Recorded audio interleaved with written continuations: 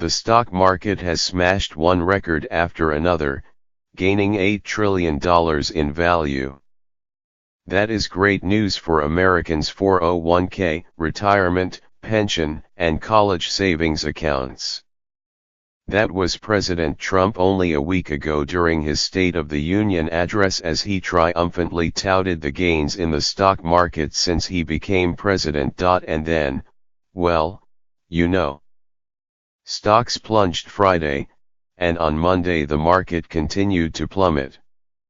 The Dow fell almost 1,600 points at one point before finishing down more than 1,100 points, or 4.6%. Fingers, of course, are pointing. The president's critics have said his decision to tether his success or failure to the stock market was ludicrous. Yes, it was a mistake, but not for the reason you might think. The reason for the market's downward turn isn't that investors believe his stimulus measures, like tax cuts and deregulation, are failing, or might fail. It is quite the opposite.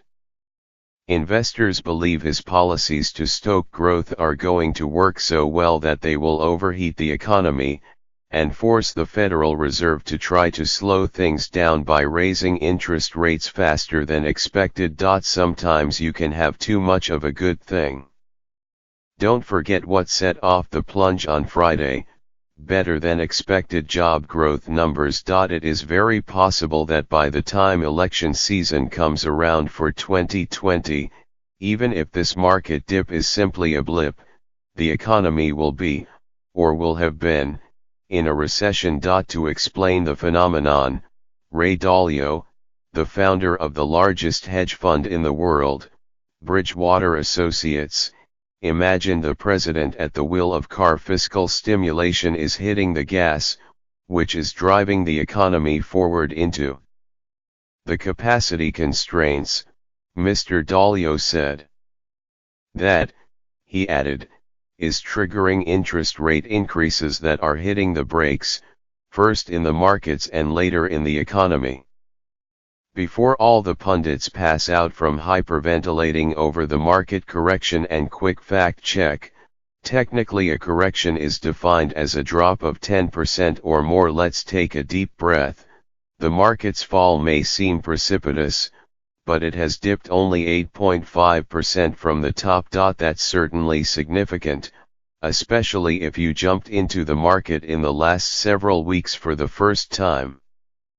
But, in truth, it's as if we had turned back the clock to where the stock market was in the middle of December, when investors and, yes, the president were proudly cheering its success. The market was always bound to turn downward after a record run. Early last week, Peter Oppenheimer, chief global equity strategist at Goldman Sachs, predicted as much, saying, "Whatever the trigger, a correction of some kind seems a high probability in the coming months." He probably didn't appreciate how quickly he would be proved right. Despite a steady drumbeat of optimism about the economy from top business executives, and rightly so, given the record results they've been producing and expect to produce over the next year, some investors have been quietly suggesting that the market was starting to look expensive when factoring in the likelihood of inflation with the global economy rebounding and resource utilization tightening. We are carefully positioning for the possibility that inflation surprises to the upside. Ken Griffin, a co-founder of the Chicago hedge fund Citadel, wrote in a note to his investors last week. At the World Economic Forum last month in Davos, Switzerland, chief executives were remarkably optimistic about their own businesses and the economy.